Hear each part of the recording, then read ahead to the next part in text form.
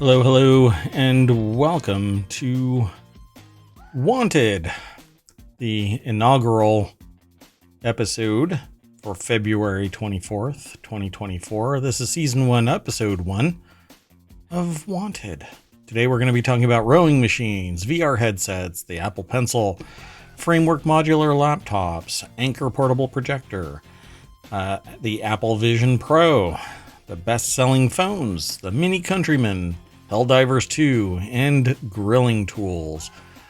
Everything is part of ohmTown. We're one big happy family, so see you on the other.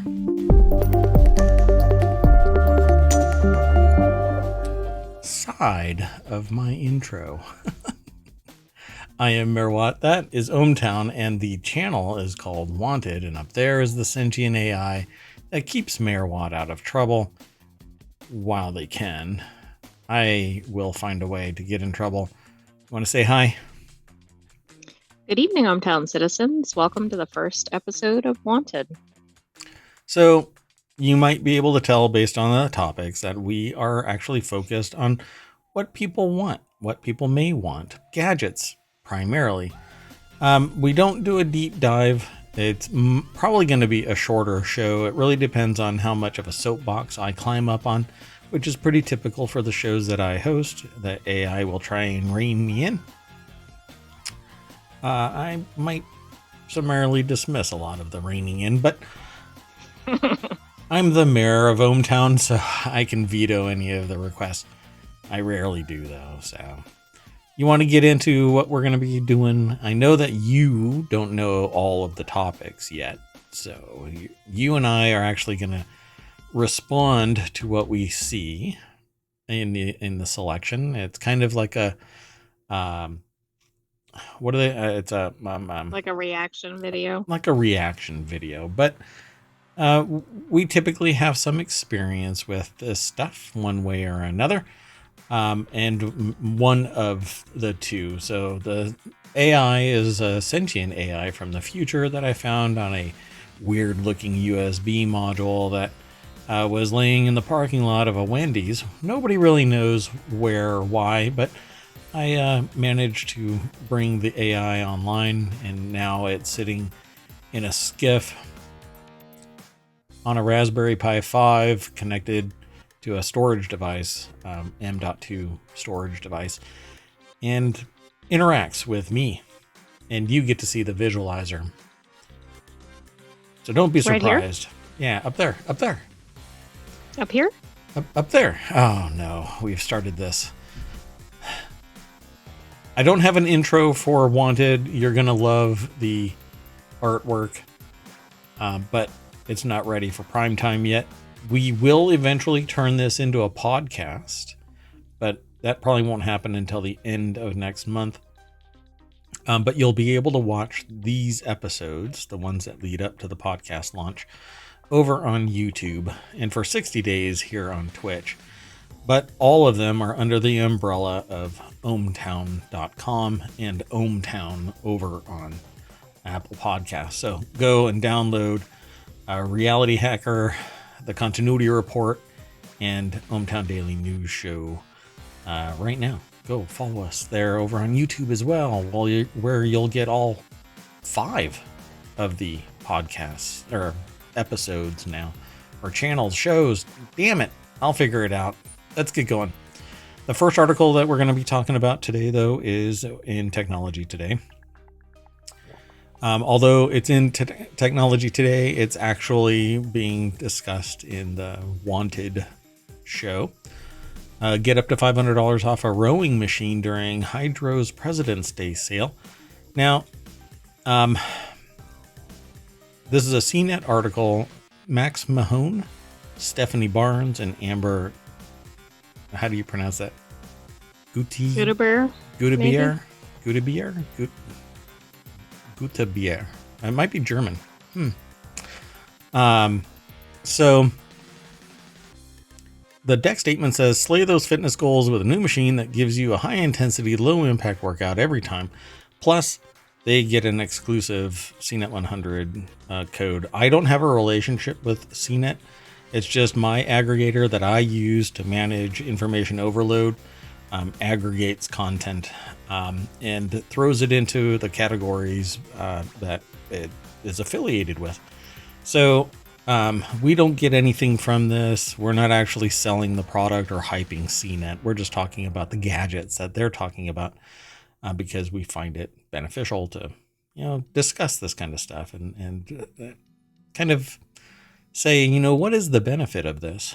And maybe dig a little deeper, and maybe we have some experience with this stuff. And I've used various rowers over the years. I haven't used a hydro rower, but this one is marked down to $2,000. I'm rounding up, and you'll get a $500 discount off the regular price. Or no, it's marked down to $2,000 with the $500 discount. Or you can get the light version, which is hydro wave. It's a smaller version of it, not as capable, for $1,545. But the reason why I wanted to talk about this is because rowers are actually really great for you. They're low impact, but you can increase the amount of resistance to basically slide up and down whatever the level of resistance you may require for a given day. And some of them you can dial up to the point where you can try to row, but it doesn't work. But also you can use one if you have almost no fitness level and do it at a very low level to begin. Yep. And again, it's low impact. So if you don't necessarily even have to slide. You can actually just slide your legs out as far as you want to, or keep them bent, and then just pull the oars. What's unique about this one that I don't think I've seen in others, none in the ones that I've actually used, but it actually simulates you rowing on water. And it's interactive. So as you row harder, you actually row harder in the simulation. And it kind of encourages you to relax and just get into the rhythm and the flow of rowing.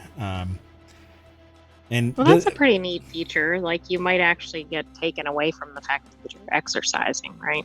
Yep. And I like the design of this. And a lot of rowers actually, not a lot of them, I shouldn't really say a lot of them. Many of them use actual water, and others use a flywheel. And this does not use water. So I love this design. It's as compact as you can get with a generic rowing kind of subframe, because all rowers need some type of sliding mechanism where your seat can slide back and forth. Short of getting one custom made where it's to your leg length, you're not going to get anything more compact than this. I dig this. So. And the great thing about it is you can get aerobic without having a large treadmill that's typically loud, heavy as hell. Like a really quality treadmill is very, very heavy. And it has right. A huge so you have to factor footprint. in you might need somebody to move it for you. Yeah, and every time you want to move it.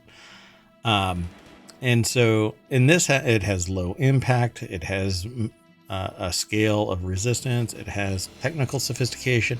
You can attach it to Bluetooth and to heart rate monitors. It is pretty cool. I mean, I really like this thing. It says you can fine tune the resistance levels between 1 and 300, but it doesn't really qualify what that 1 and 300 is. I assume 1 is zero resistance and 300 is maximum resistance. I but like it doesn't that there's say that many different options, right? Because then you could really move up incrementally. Yeah, the fidelity is great, right? So you can actually cater to whatever you desire. And it says that it has a HD display that you can use for on-demand classes, including Pilates and yoga, which I find really interesting considering it's a rowing machine. So, yeah, I don't know about Pilates based or rowing based Pilates or rowing based yoga, but yeah, I don't know if that's even what you would be doing, if there's anything with the rower that you would be doing for those. But hey, it is what it is. It says that you'll need a hydro membership to access them, which is pretty typical because the value add for this, you can do your basic rowing, but if you want to go above and beyond and really get into the ecosystem, then you join for that monthly fee. I think I priced this thing out, like how much, I think it's like $55 for a month if you want to finance that through some random finance organization. And so it can be approachable. I don't know how much the membership is, but maybe it says in the article. It does not. That's kind of a bummer. But I can imagine that it's like $25 a month. And so you'd be shelling out $75 a month to get your health on. So it's $44 a month for the membership, and then financing apparently as low as $40, but that doesn't mean it's actually $40. Yeah, so I would bump it up to, you'd probably be shelling out about $100 a month, not $75. So wow, that's pretty amazing.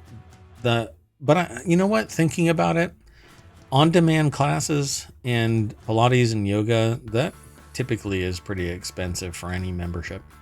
So, I mean, it's no, what's the bike? Oh, is it Peloton? Peloton. Yeah. So it's no Peloton, but then again, maybe you won't have a heart attack on it. I don't know. So the next article is over in Reality Hacker. It's always too soon. How is Peloton doing? Is their stock recovered at all? I know some of the people haven't. And I think they have a rower now too. Huh. Well, they're at $4.35 a share, which that's doesn't probably sound their great, but annual high still. So the next article is over in Reality Hacker. Oh goodness. So in 2021, they were at $162. So yeah. Ouch. Not doing too well.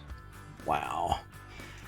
The next article is over in Reality Hacker, the 7 best VR headset President's Day deals right now. President's Day is offering up some impressive VR headset deals, including their favorite deal of the day, which is a discount on the Meta Quest 2. This is Digital Trends. Andrew Morrissey put the article together. I can't really go into much detail about this because they talk about VR headsets that I don't actually use on the regular. They say with the recent release of Apple Vision Pro, virtual reality has seen an increase in popularity, but it's mostly the hype, because if you have been paying attention to any of our articles or our episodes, you'll know that as of today or yesterday, the Apple Vision Pros were actually cracking. Oh, that was in yesterday's Hometown Daily Show. Yeah. So I don't know. There's a lot of hype around the Apple Vision Pro bringing attention to VR. But they're saying that the best VR headset President's Day deal is the Meta Quest 2 for $248. I love this. They're so hyped about a $2 discount. Hold me back. Don't let me have access to the credit card. I want to save $2. Anyway, the Meta Quest 2 isn't the newest Meta Quest on the market, but it holds up really well when it comes to offering an immersive virtual experience, and I agree. Meta Quest 3 is pretty much where you want to go, or there's pro versions of some headsets with greater fidelity, greater resolution. But it says more VR headset President's Day deals that they love. And they have this thing called Phoebes 3D VR headset for Android phones, and the Oivo VR headset for Nintendo Switch, and the Mighty Rock VR headset. And then they drop Oculus in there for $630, which used to be $700. And one the of Meta these Quest is not like Pro. the other. Yeah. So the Meta Quest Pro is $899. It was $1,000. And the HTC Vive XR Elite, which is $951. But they don't mention the Pico 4, which I don't know if it's anywhere in any market right now that's available. It's not in the United States, other than from one vendor, and I don't think that they ever had any in stock. But I've got the Pico 4 and I dig it. And it's $400. So In concept, you can buy it from Walmart for $430. yeah, That interesting. doesn't mean it's actually in stock or anything, but it was not Walmart that I got this from, and it wasn't Walmart, which was the original vendor here in the United States when I looked to get the Pico. Interesting. So there's more over at this article, so go and check it out. But VR is definitely wanted nowadays more than I think ever, as more people are hyping up the benefits of what VR can do. Me, I'm waiting for the X-Reels, the X-Reel 2 and or Pro, actually it's the Pro 2. X-Reel Air 2 Pros. My goodness. Anyway, they're not coming out until the end of next month, so I am idling, waiting for them to show up. You want to keep on going? sure. All right. And again, I don't have transitions this episode. We're going to go rifling through the stories as quick as I can, I guess. If you are in chat and you want to say anything or have a comment about the content or something that we should be paying attention to, be sure to let us know. The next article is over in the Smack Talk channel, which has to do with Apple. That's the whole Mac part in Smack Talk, because if you're in Smack Talk and you're in the Apple ecosystem, then you can pretty much talk smack about anybody, and obviously they can counter. The future Apple Pencil could be modular with new features added by swappable sleeves. I cannot for a moment fathom Apple doing this, but it would be wanted because there additional functionality that gets given to an Apple Pencil if these sleeves actually are, I guess, purposeful. And not easy to lose. Yeah, but these little nibs and stuff are always lost. Sometimes. William Gallagher is the author over at appleinsider.com. And it says here, Apple is researching whether interchangeable sleeves for the Apple Pencil could give users a choice of controls, sensors, and even extended battery life. I wouldn't even bother with that one because it just clicks into place and charges and runs forever. Apple Pencil lineup has been accused of being confusing, and it's astonishing that the 2015 first model is still on sale, but no one has complained about its battery life. Still, you can always do with more battery life, and that is one element of the newly revealed patent application called handheld input devices with sleeves. This is somebody's fever dream. To add a sleeve to the device to give it additional functionality, but I would want it if it gave the right functionality. I don't even know what that functionality would be, but I would want it if it gave something unique. Right. If it added on top of the regular pencil. Yeah. So like this says here, the sleeve may include conductors for translating touch input on the sleeve to the touch sensor circuitry on the stylus, a deformable member of translating forces on the sleeve to the force-sensitive tip of the stylus, and visual markers that can be detected by an external camera and used with motion sensor data from the stylus to track the handheld input device. I would like it so that if I'm holding it, I can authenticate something without having to look at my iPad or touch the sensor to authenticate based off of fingerprint. It would be cool if it was built into the pencil and I could just hold the pencil and activate it.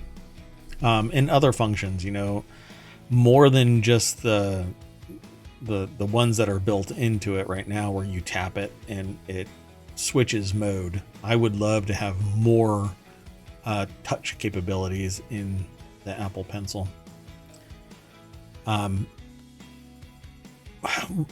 One of the things that I don't want is plugging this thing into anything at any time, anywhere. The first generation one was really derpy. At the end, you pulled off a plastic cap and you lose the cap and you have to plug this thing in. to some lightning port, and now they've got the same kind of doofy apparatus where you actually it's in the body and you plug something into it. No, just do the conductive charging, the touchless charging. Yeah, that would be the easiest. Yeah, for sure. So, if it gives added touch sensitivity so I can actually do different functions depending on where I tap it, or yeah, that would be great. Added battery though I think that's kind of dumb. By the way, over on the side, there's a picture there's of the Apple Vision Pro with the crack. I just thought that was interesting. Yeah, the Apple Vision Pros are starting to crack, and it's always right there in the bridge. Some of them are splitting entirely in half right there. Pretty wild. I think the count that I saw was 5 so far. People have talked about it, but I beyond the yesterday's show, I haven't looked into it. Okay, so something that I actually have to eat a little crow, I suppose, is the Framework. So Framework is a laptop manufacturing company that built a modular laptop. I don't know how well they are doing. Again, I haven't gone digging into pretty much their background or performance as a company. But I kind of poo-pooed this, mainly because they had one component of this. I think they were trying to put in like a RTX 3090 or something like that video card.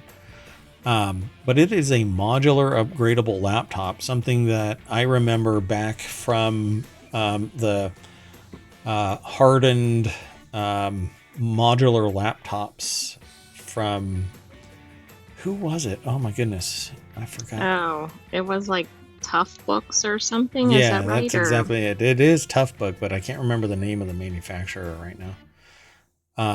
But I love those books. Panasonic. Oh, Panasonic Tough Books. Thank you. Yeah, you're awesome. So Panasonic Tough Books were really amazing, and they would always end up in government auctions, and you didn't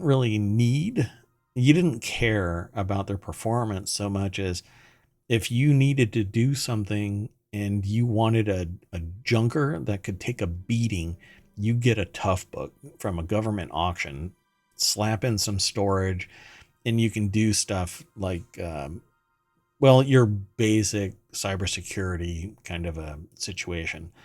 This is back in the day. Nowadays, you need something really powerful, and you don't necessarily need a Tough Book because you're not doing necessarily something requiring a Tough Book. But they were great because you could sit there and throw them down a flight of stairs and you could still use it on the other side. Pretty amazing. But this took the lessons from that, removed all of that Tough Book exterior, but gave people a modular, upgradable laptop with a whole host of functions, features where you could swap things out. It's really cool. So it says here, Framework's new sub $500 modular laptop has no RAM, storage, or OS, which isn't that big of a deal if you're into a bare bones kind of a build. Aftermarket servers are kind of like that. Government computers, when you purchase them from auction, are like that. They pull various things out, particularly storage, and therefore the OS. But it says here, Framework is all about modular, upgradable laptops. Now the company is offering people a more cost-effective entry point. It's dropped the price of its B-stock factory second systems, which are built with excess parts and new components. As such, it's now offering a Framework laptop 13 bare bones configuration for under $500 for the very first time, which is not bad. The 13-inch machine comes with an 11th gen Intel Core i7 processor with Iris Xe graphics. So these are the integrated graphics, not discrete graphics. You are not going to do much with those. So the CPU should be... Can you add other graphics, or you're stuck because of how it's built? I'm not sure if this model would allow you to add discrete graphics, but let's find out. So the Engadget article, let me zoom in a little bit here. Chris Holt is the author. And the deck statement says the idea is for you to pick the parts you want and install them yourself. I don't know if it would actually allow you to. So the catch is frameworks, bare bones laptops don't include RAM, storage, Wi-Fi connectivity, power adapter, or even an operating system. If it doesn't have storage, it doesn't have an operating system. There are a lot of places where you can actually get a full operating system license at a much lower rate. Entrepreneur has a store. Entrepreneur.com has a store where you can sometimes get a license, a full, like a Windows 11 key at a very discounted rate. If you're a student, you can actually get them for free, depending on your school, and you can get them for discounted rates from your school's store, typically. And there are other ways, but we don't talk about that. It's kind of like Fight Club. So you can buy whatever components you need from the Framework Marketplace. To that end, Framework says it's selling refurbished DDR4 memory at half the price of new, which isn't that bad. So it says it has slight cosmetic issues. The company knows that it can range from things like fine lines that can be seen from a certain angle or lack of a backlight uniformity. So a lot of this would be game over for me because I would obsess about some graphic flaw. But if you need a Windows machine, sub $500, not a Chromebook, Chromebooks cannot, they just don't do it. Not in industry, not in academia. Maybe in grade school, a Chromebook is fine, but in college and in high schools that want to prep you for college and the workforce, then they don't want you with a Chromebook either. So A-stock systems have a matte display, but they're a little more expensive. Factory second laptops are available in the US, Canada, and Australia for the time being. There's more over here. There's a video, but you can swap out the display. You can swap out batteries. There's little modules on the sides. Wherever you see a QR code, you can actually swap out the part and upgrade it or replace it at relatively low cost. It's easier to get into than any other laptop I've ever seen. So yeah. Seems like this is really cool for somebody who wants to do their own build, but not start from scratch. Yeah. In laptops, you almost can't. It's usually everything is bound in there and welded into place and super glued all over there. Well, it's not really super glued, but they use adhesive and stuff to bind everything together so it doesn't flex and all kinds of stuff. But I actually I'm surprised that Framework has lived as long as it has, but it is what it is. I didn't think that there wouldn't be this much demand, but maybe it's doing great. I'll have to go and look. I don't have a Framework laptop, and I wouldn't mind noodling around with one. I probably wouldn't keep it though. Depending on the laptop you have, you can do a lot of things with one really good laptop.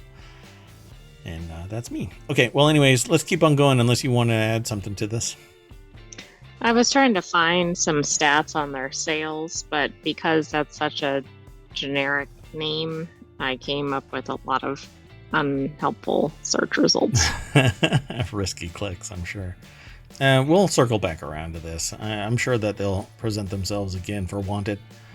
The next article is over in Technology Today, Anker Nebula Mars 3 Air review. I've actually been thinking about not a portable projector, but a projector.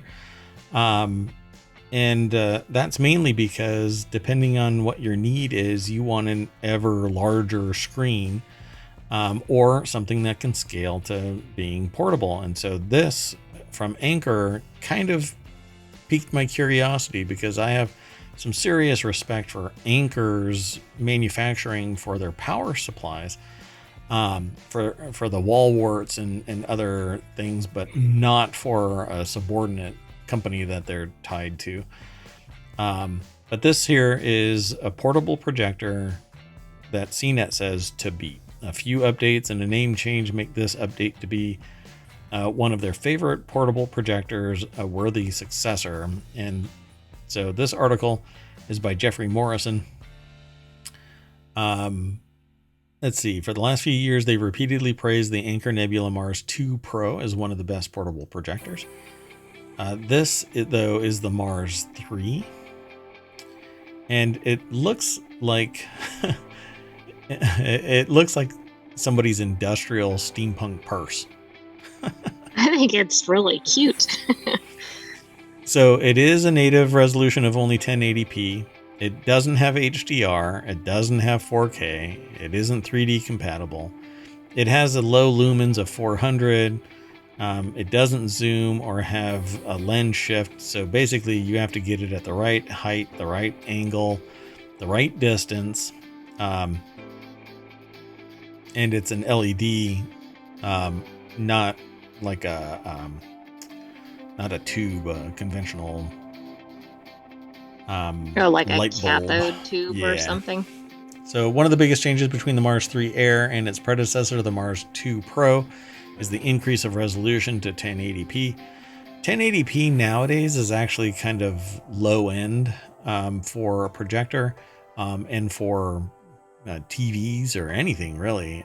Even monitors are like, the 1080 is almost hitting the budget side. And so I don't know if this would actually hit the mark for me, but what I like about it is its portability. This is designed to be portable. The only major downgrade is the price, which is a full 20% more than its predecessor. And if you're looking for a portable projector, it's likely to be the best all-around option. Let's see. Battery life is claimed to be 2.5 hours, 1 hour less than the Mars 2 Pro. Its eco brightness That's a mode, little concerning depending on what you're watching. as long as you're not watching a Nolan film, you're going to be fine, right? Most movies are what, hour and a half? Most are under that, but not all of them. Yeah. So it says, as is typical with portable projectors, there's no lens shift or zoom. If you want a bigger or smaller image, you have to move. That's what I was mentioning earlier. There's no electronic. Oh, there's an electronic focus, which activates automatically, or you can activate it from the remote. So you can focus some things, but it has a limited distance.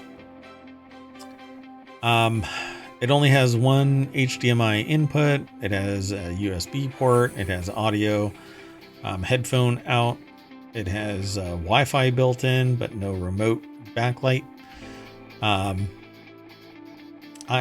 I kind of dig this kind of thing because you could actually take this on a trip, have it charged up, plop it down somewhere and watch something on the side of a car or on the inside of your tent. I think it's pretty cool. Again, you'd have to charge it back up, but it is what it is.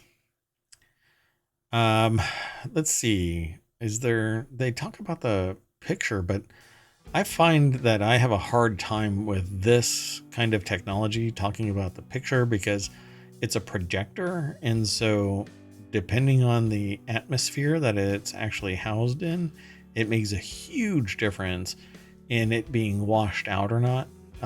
Color reproduction for something like this. Let's see, how much is it? $600. Is that what they're saying? Yeah, only issue it is looks that like it. Yeah, it's $600 encroaching on the prices of some actual home theater projectors, which has vastly outperformed the Air 3, except that you can't take a home theater projector. You can't take out it on the with road. you. Exactly. Yeah. That's the real benefit of this. Plus, look at it compared to a soda can. Look at the size of this thing, for crying out loud. So they have a smaller one called the Anker Nebula Capsule. That's that. I'd have to go and look at that, but they don't have a review yet, so I won't have it because I don't have the tech. But this thing is like a 4-pack of Coke. For crying out loud. I think this is brilliant. Highly portable. And again, if their build quality is the same as the rest of Anker equipment that I've purchased, I'm telling you, you won't go wrong with its durability. So they basically say if you don't need a battery, those are better options if binging some shows or watching a movie, nowhere near an outlet is your thing, the Mars 3 Air is the best option overall. It's worth the $100 premium over the Pro 2, yes, but barely. So yeah, I mean, just plug in another battery pack to it, and you can extend the the functionality of it. I wonder if you can use Anker chargers, like Anker wireless chargers or whatever with it. See, you Not can wireless, but like the battery pack kind of things. Oh, I wonder. That's interesting, right? Because it has a DC plug right here, but it doesn't make mention that you can charge it while you're using it. It says you can also recharge your phone or power an external device via its USB output. But that doesn't mean that you can actually charge it. This. Right. It's going the other direction. Huh. That actually is kind of something. Like my headphones, I use Austria Audio, and my headphones I can plug in and connect to USB, or not USB, USB-C, or Bluetooth. And if I plug into power, I can charge and use USB-C and Bluetooth all at the same time. So I would expect this kind of thing, or that functionality here. I really want to be able to just plug in another battery pack and let it suck the juice out of that battery pack. That's interesting. I'll have to look into that and see if there's others. For whatever reason, the charging systems on portable devices turn off everything when they're charging because they don't set up a discrete enough charging loop to allow it to be used while it's charging. I don't know. It's an oddball thing. So 8.1, I'd have to use it before I could give it a rating, but I would love to be able to give it a try. So Anker, if you hear this, send me some stuff and I'll noodle around with it and rate it and review it. I even have an entire bench right here ready for that to be done. You couldn't see me. It's right there. So anyway, extra cameras and everything, where this ohmTown is ready to do reviews. So the next article is over in ohmTown Daily. Oh, did I not throw? I don't think you've put any of them in. Oh, I have. I put 3 in so far, 4 in. Here's you did it surreptitiously. I did. I'm a sneaky mare.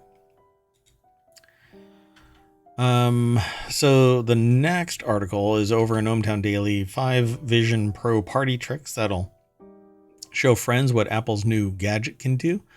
One of which, the 6th one, is apparently split screen. Wait a second, there's only 5. Yeah, it's a secret 6th one where your screen will split in half it's a randomly bonus. at some point while you're showing it off.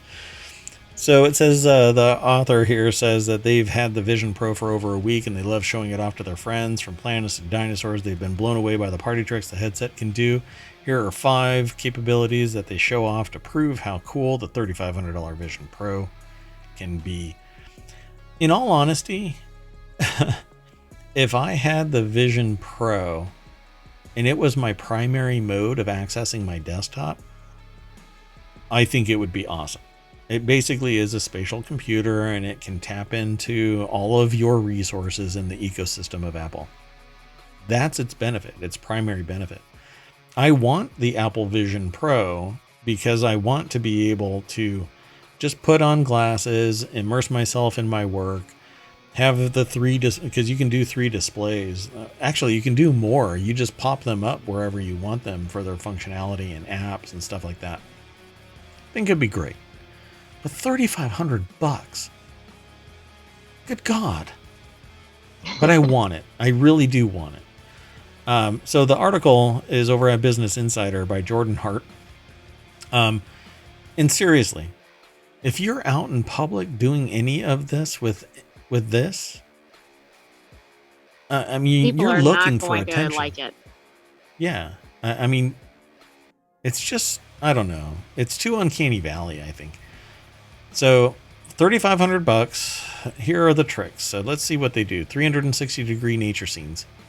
That's awesome. You can do that in pretty much any VR headset. By the way, though, the resolution of this is extraordinary. The color reproduction is extraordinary. The immersiveness is great. And you can scroll in and out of full immersion. So if somebody comes into your room, well, you wouldn't know it if they're quiet, but you could always dial it so you can interact with the real world, because the visual pass through, the camera pass through is apparently pretty spectacular. Solar system app. It says the app is dark and a little eerie, but it's a unique way to see the planets. I agree. I kind of dig this kind of thing. It's a great learning environment for children to learn about the solar system. This is a party trick that's one and done.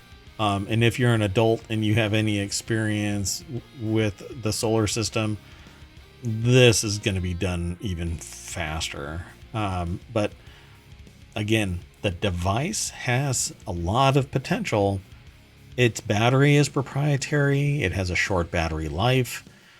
You have to daisy chain through USB-C connectors on the battery pack. So you have one battery pack that's primary connected to the headset, and then another battery pack in your other back pocket that's feeding into the primary. And hopefully you're not tipping over because you're unbalanced. So then they say the FaceTime persona, which is basically the camera. There's facing cameras that look at your face and reproduce it for your FaceTime persona. It's a simulation of you, and so it's like this, and I think it's too uncanny valley. While FaceTime looks normal for them while wearing the Vision Pro, the person on the other end of the line isn't seeing their real face with the Vision Pro covering their eyes. Instead, Apple creates a slightly aged-looking version of themselves called a persona, which is, what everybody freaking wants. An aged version of themselves. I know. Why don't they make you look younger or something? At least if it's not going to match you. But again, I want the Apple Vision Pros. I want them to succeed. What I don't want is the glass to keep splitting. I don't want them to be big and bulky. I want them to be stylish and almost undetected as being VR glasses. I want Apple to buy X-Real.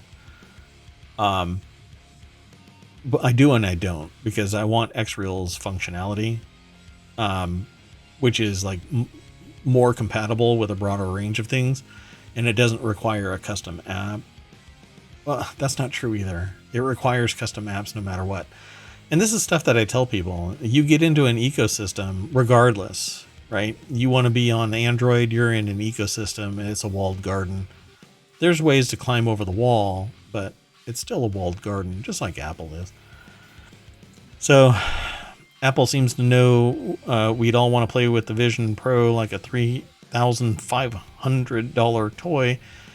So it comes included with an app to scare you with the 3-dimensional dinosaur, so the Encounter Dinosaurs app. And then a unique movie experience, which if you want a unique movie experience, I suppose it's going to be this. But you can do that with any VR headset, and it's fully immersive like this. And if you don't want to be locked into... If you're not part of Apple ecosystem, you don't need the Vision Pro. You just don't. You can just get a $400 Pico or any other $400 VR headset and have the same level of immersion, I think. But again, I haven't used the Apple Vision Pros. I just know I've watched a lot of interviews and talking about it and reviews, and I don't think that it's just not a $3,500 device. I know why it's so expensive, but it's not a $3,500 device. Some people are finding that it's not and returning them. Others, the outside glass is breaking. But You'd have to watch a lot of movies to justify that price. I don't know. Isn't it Disney Plus that's now $140 a year? Well, that's true. Yeah. You always have to watch more to try and make it. You're never going to break even. I mean, unless you're. How much is your joy worth, right? $60 an hour, $120 an It's not hour. $3,500 per movie, but right. Yeah. But I love the idea of spatial computing. I'd love to get rid of the monitors that I have in front of me. It's just a huge carbon footprint versus virtual displays and augmented reality glasses. Don't make me wear those. It's just too much.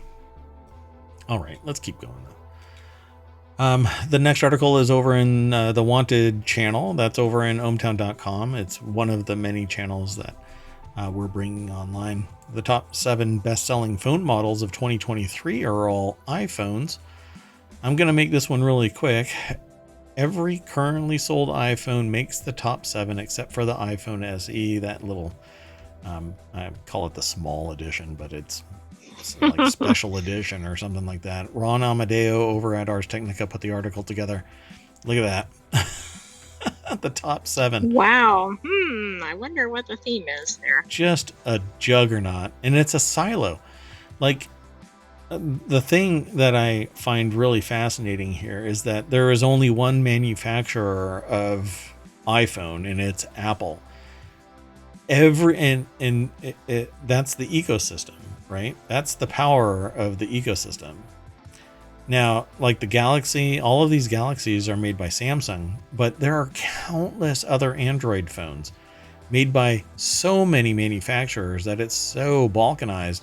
You can't get this type of convergence on a single manufacturer.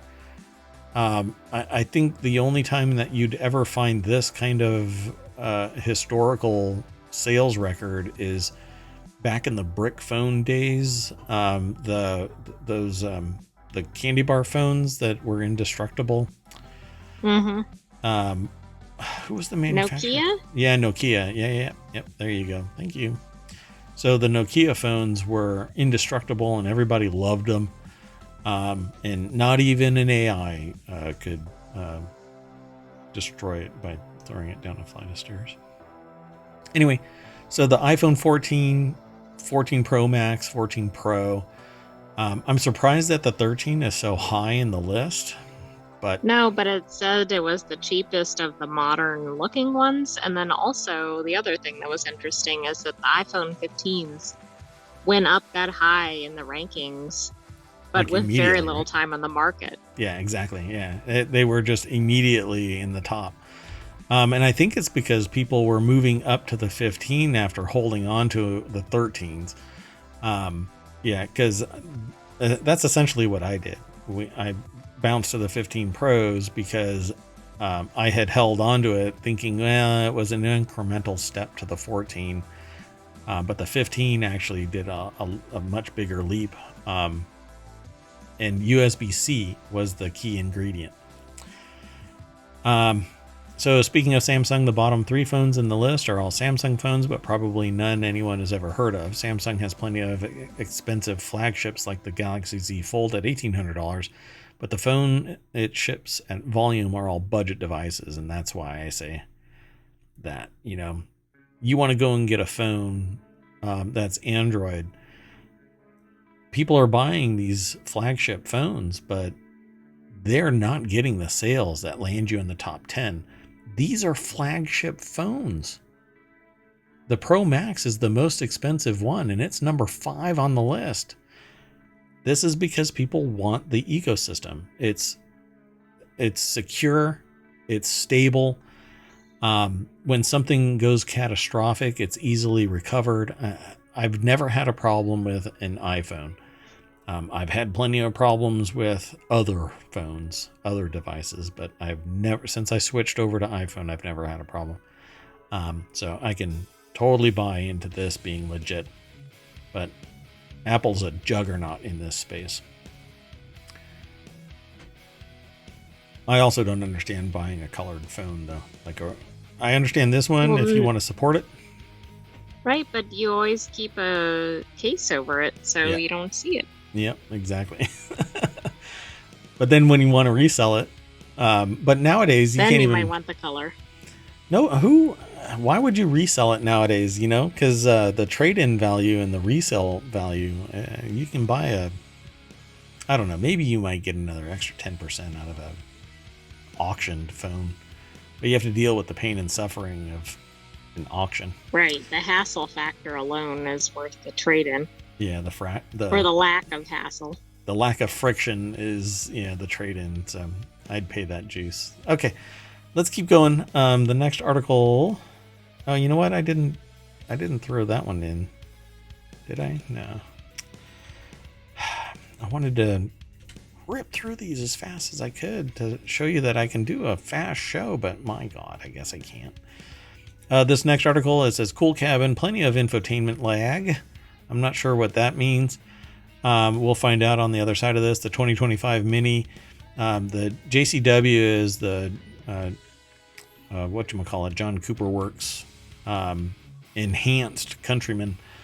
The only all-wheel drive version, I think now, from Mini. I don't know if the other one is still around. The Clubman? The Clubman. And there was another one too. But anyway, Mini is in the process of revamping its entire model lineup. Later this year, the small one, now called the Mini Cooper, which I think it's always been, will hit the streets with a predictable lashing of brio. Okay. But first, out of the gates is the big one, Mini's SUV, the Countryman. It's a 5-door crossover. Typically has all-wheel drive, but comes in models that are not. The John Cooper Works version of this is typically highlighted with various ground effects and red accoutrement. By the way, the Clubman is still around in 2024 with all-wheel drive. That's the only other model that I'm aware of other than the Countryman. There was a Paceman too, but it's been gone for a while. Jonathan M. Gitlin is the author. Let me throw this into the chat real quick, so if you're interested, you can follow it. Gone are the days of the Mini Cooper being the size of the original Mini Cooper. I think it's never really been that way since it got revamped. And but they are peppy little sporty cars that hug the road and are comfortable as all get out. And their diminutive size belies the interior, which is roomy and comfortable and, again, fun to interact with. Now, they mentioned something about infotainment lag. I don't recall that being a problem. But at any rate, they're talking about this from Portugal. Mini's SUV, aka the Countryman, now built in Germany, and there's a fully electric variant, but you'll have to wait until next week to read that one. So we'll probably end up talking about it again. Maybe. I don't know. With a starting price tag of $47,000 plus a delivery charge, the Countryman feels like more of a maxi than a Mini, and that's true. Maybe they've bumped it out before, larger. Again. They did for this model. Did they? Oh, it's a two. Oh, this model. Yeah, so it's a 2-liter, 4-cylinder engine, 312 horsepower. It's usually somewhere around 250, I think it is. This is an all-4. They all have the same engine, though, with the all-4s, I believe. Maybe the John Cooper Works doesn't. The John Cooper Works has this Euro spec. So, yeah, there you go. But the thing about this is the all-wheel drive, this all-4 element of it, makes a world of a difference when you're in differing road conditions. So I really appreciate the all-4 or four-wheel drive, or all-wheel drive, I should say, on any vehicle.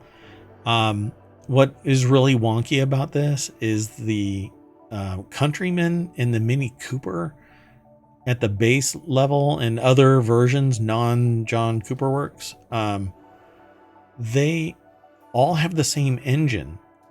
So even the all four, the all-wheel drive version of it, has the same engine as the Mini.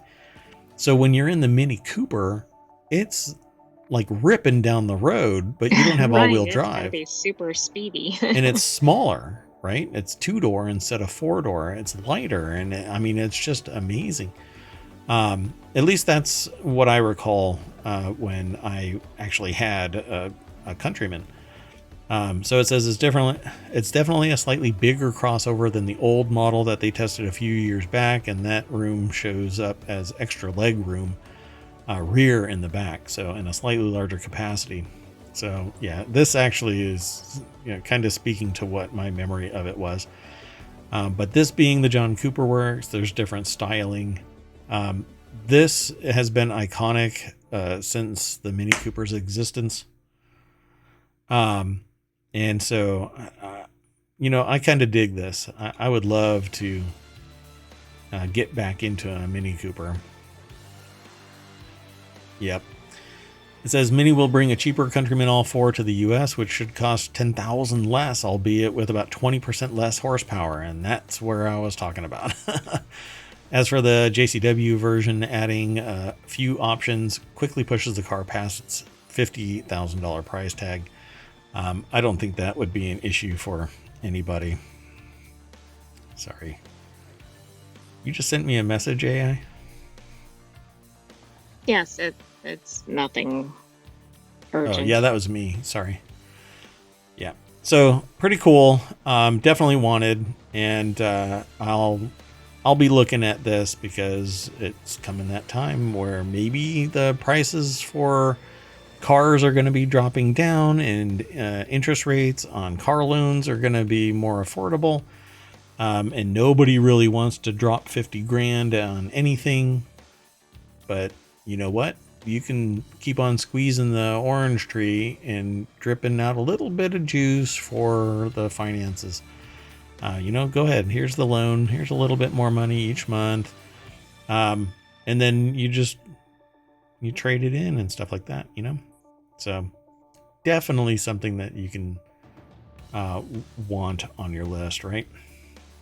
Oh, absolutely. It's just Yeah. hard to justify. But if you're going to spend that much on a car, which you're going to with most cars, you might as well get something cool like this. But they're saying that the US model is going to have 20% less power, which really sucks. You can do aftermarket stuff, but you might run afoul of the emissions controls, and maybe reclaim some of that 20% power. But if this model was $45,000, the $10,000 less. That's a pretty sizable discount. I mean, I know you're not getting the same functionality, but yeah. Yeah, let's see what happens. The next article is over in Technology Today. Don't buy our game if you're broke, says Helldivers boss. This one was kind of interesting. It says the lead developer for the smash hit online shooter says it's worth waiting for servers to be fixed. So hold off. Don't buy it and then complain that you can't get into it because you're in the queue. The article is over at BBC. Tom Richardson is the author.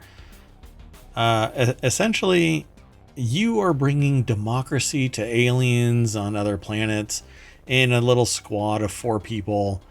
And you live, die, rinse, and repeat again and again and again and again. It's basically a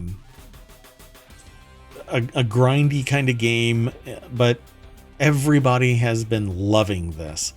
Apparently the combat is very responsive. The graphics are what they are.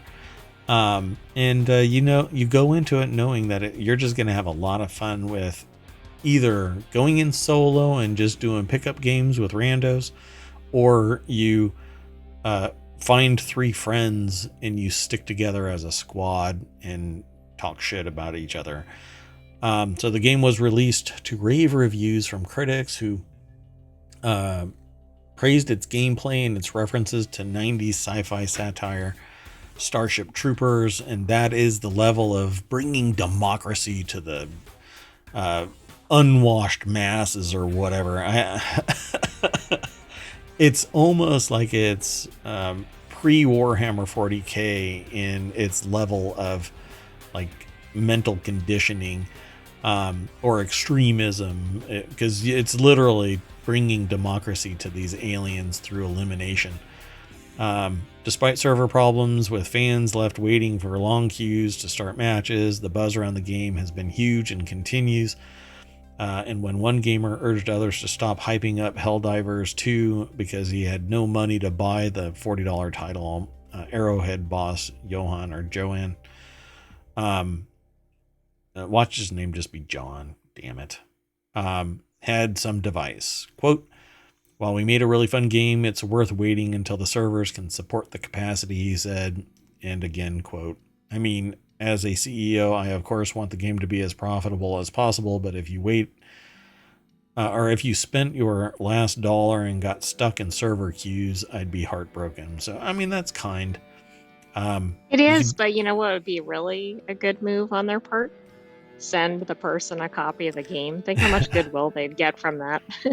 Well, then everybody else will be bitching about not getting it. But what I think they should do is spin up more servers. A lot of people joke, oh, just spin up more servers. But that's exactly what is possible. You can just spin up more servers. If you have the shard technology that allows you to, spin up a plurality of servers and have a central array of servers that manage all of the matchmaking and sharing of shard space, slices of server that all work together, then do it. I mean, if you are getting millions of dollars in this thing, the one thing that has been consistent with every single game that I've ever seen launched and has some remote live server connectivity, it is that the server shit the bed. And it's the most frustrating thing in the world. It's almost like they know what the stress level is on the server. And instead of going 100% to make sure that nobody has to wait in a queue, and then when the project dies down, you roll back servers, they go, you know what I'm going to do? I'm going to constrain the release of the servers so that it's under 85%. So there are people that are bitching about it, because if you're complaining that it's so popular that the queue is so long, guess what people write about? They don't write about everything went swimming. Exactly, right? They grumble about the time in the queue. That's right. But that means that the name is out there. And it's just moderately enough friction that people are like, well, the queues are X long, not 5 hours. I have to wait 10 minutes. Not a big deal, kind of a thing. Well, anyway, Tom Richardson over at BBC put the article together. And I agree with everything that's being said in here, because there isn't anything that's really like an observation that people aren't very public about. You run around killing giant insect-like creatures. There's other things in there, robots, not always giant insect-like creatures, if I remember right. The server problems have been in existence, and as early as I think it was yesterday, I heard people complaining about them still, but not so bad that they're like, screw it, I'm out. I hate this. It isn't like No Man's Sky. But I want the game, but I'm not going to pay $40 for it. Mainly because it's one of those games where you have to play and play and play and play and play and play. And I just don't have time to play. Okay. So that's good, because you won't be waiting in the queue. There you go. Which would be really frustrating if I only have an hour of time to play and I'm waiting 20 minutes. Right, you get in at 59 minutes. Yeah. Damn it. I'm going to bring democracy to this game. So the last article that we have today for the Wanted show is in Technology Today. 20 grilling tools and gadgets that you'll actually use. So I know that it's still winter for some places, but it's summer somewhere and it's 5 o'clock somewhere. So why don't we break out the grilling tools and gadgets? It says get ahead of the nice weather and grab the best grilling gear in your cookouts for the next level this year. I agree. But they have a bunch of stuff here. I'm not sure what all they actually end up talking about. But let's go. So they say the best grilling tools and barbecue gear for 2024. It's a board made for meats. Amazon Lightning deal for only $10, or for $10 off. Sorry. So this is like $40. You can get it at Walmart and Amazon. Again, we don't have any relationship with CNET. They're just talking about some gadgets that I think would be great. The show is called Wanted, so it's stuff that I want. Maybe you want to. So if you don't want it, or you have an opinion about this stuff, then let me know. Be happy to talk about it here in Wanted. I've actually never seen one like that. Yeah, I've never seen one that has a texture on it. I don't know how well that would work. What was the name of that cutting board that I was talking about? Epicurean. Oh, okay. So Epicurean makes a cutting board surface. Actually, it's interesting because it isn't made of plastic and it isn't made of slate, but it's dark as slate and cuts like plastic, but I think it's all natural and wood. But this has like this little groove around it to catch stuff, and an inner board that has a texture, not an inner board, but an inner cutout that has a texture on it. It's quite fascinating. It says it's made of bamboo, sports treads on one side to stabilize slick meats. Ugh, I don't like that turn of phrase. And a juice groove, which I don't like that turn of phrase. I'm not sure if I'm actually a meat eater anymore. But I love steak, so maybe I just don't want to know how it's sitting on a board. Anyway, I thought it was neat. And so, yeah, all of these I think would be really cool. They don't have... Let me drop this down. Doink. So this is a do-it-all prep station. It says if you're not marinating your meat, you should be. Doubles as a cutting board and triples as a bus bucket for dirty dishes afterward. So yeah, you can just throw your schmeat in there and put over your schmooze in there, cover it up, and it'll marinate. Not bad. Although I'm anti-plastic, getting more and more anti-plastic as time goes on. I would prefer that this was glass from end to end. Yep, it would be heavy. Might be dangerous, but its cleanliness... And it wouldn't collapse. Yeah. Its cleanliness would be, bar none, superior to a plastic bus bucket. And it wouldn't impart microplastics as you use it. And it would be not easy to clean, but you could sterilize the glass but this, if you heat up plastic, it actually causes microplastics to break off. You won't see them, but they'll be in your body. Give you the basting business here. You're like, why? I know. Why say that? Dream Farm's clever version of has a kink in the handle so you can rest it on the table without making a mess. That's pretty neat.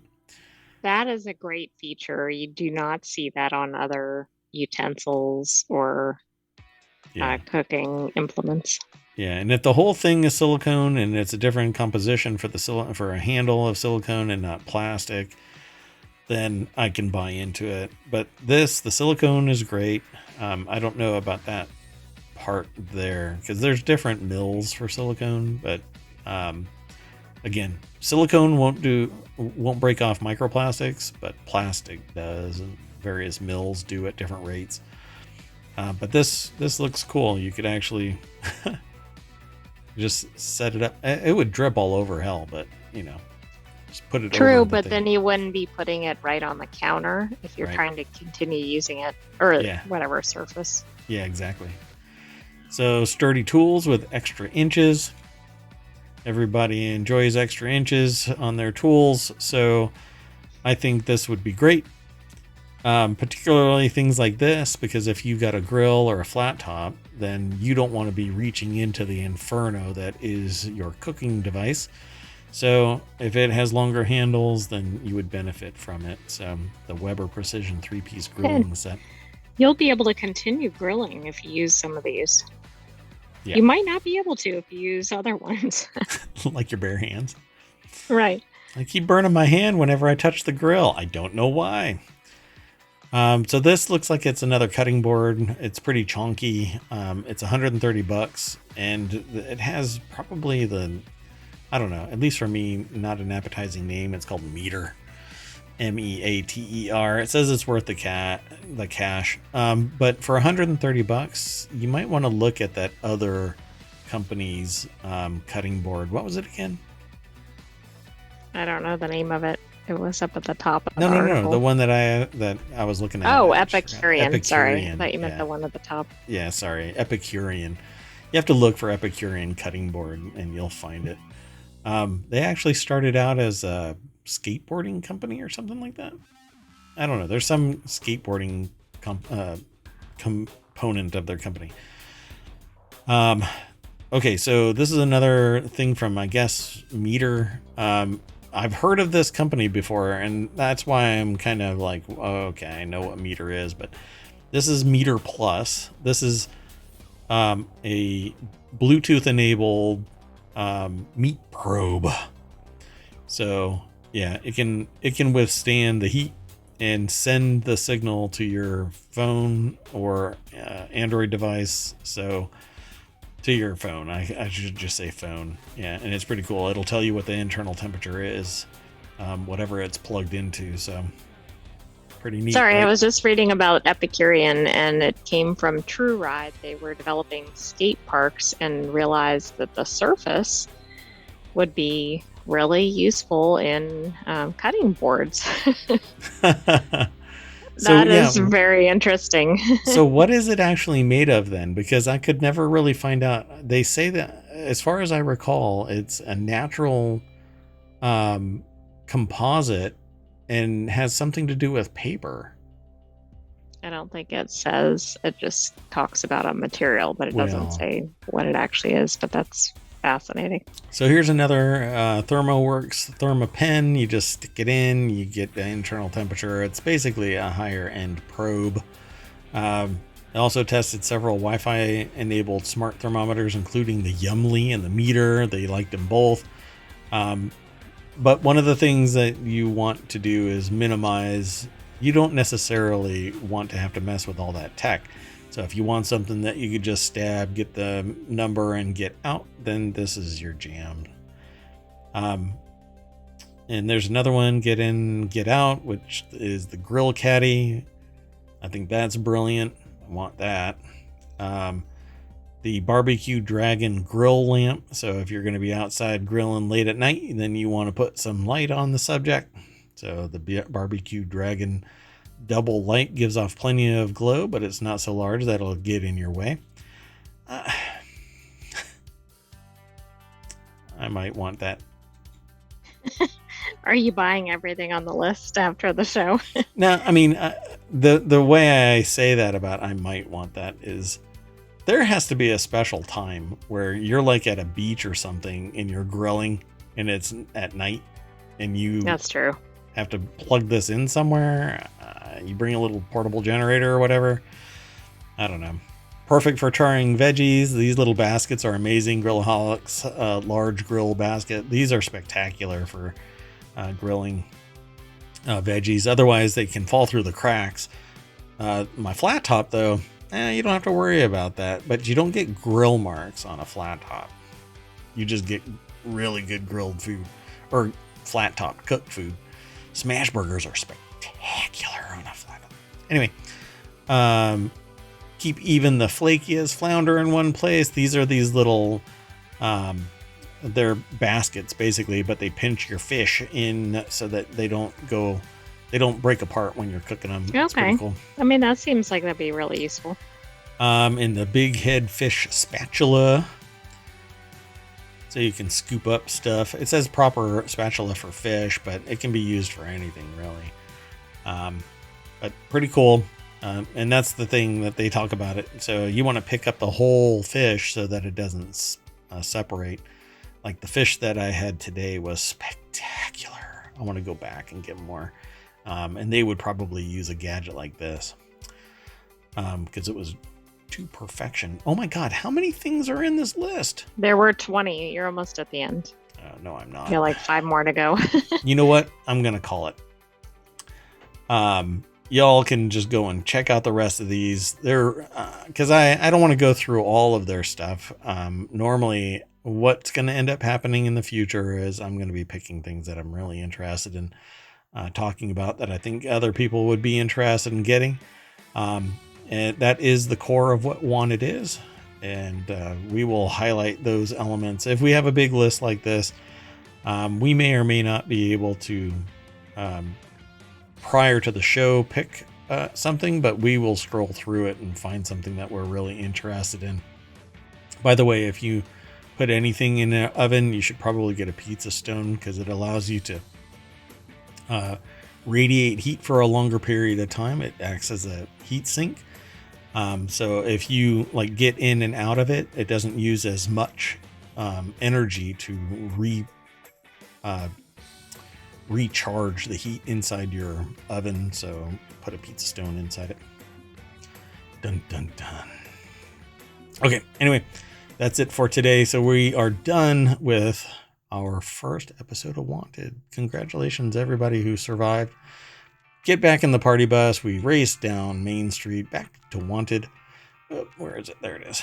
And then mash that screen. It doesn't look like we have too much, but we will be adding more to Wanted and to Technology Today as we move through this coming week. It is our first episode, so I hope you enjoyed it. Be sure to follow us over here on Twitch and follow us over on YouTube.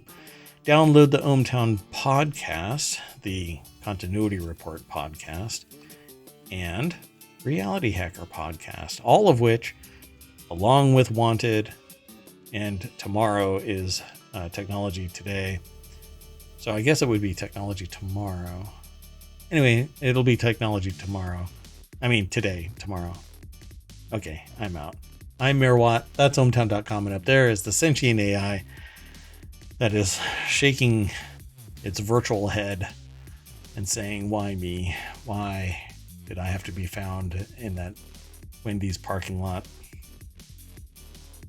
I was trying to locate a Frosty. Good evening, ohmTown citizens. Thanks for tuning in to the first episode of Wanted. Be sure to check us out next week for another episode of that. And then tomorrow, we'll be here for ohmTown Daily, Continuity Report, and Technology Today. Not Technology Tomorrow. Yeah, Technology Today. I need to be more creative and call it like the day after, the day before yesterday's Technology Tomorrow. Why doesn't it do the exit? This one didn't do it. See you, everybody.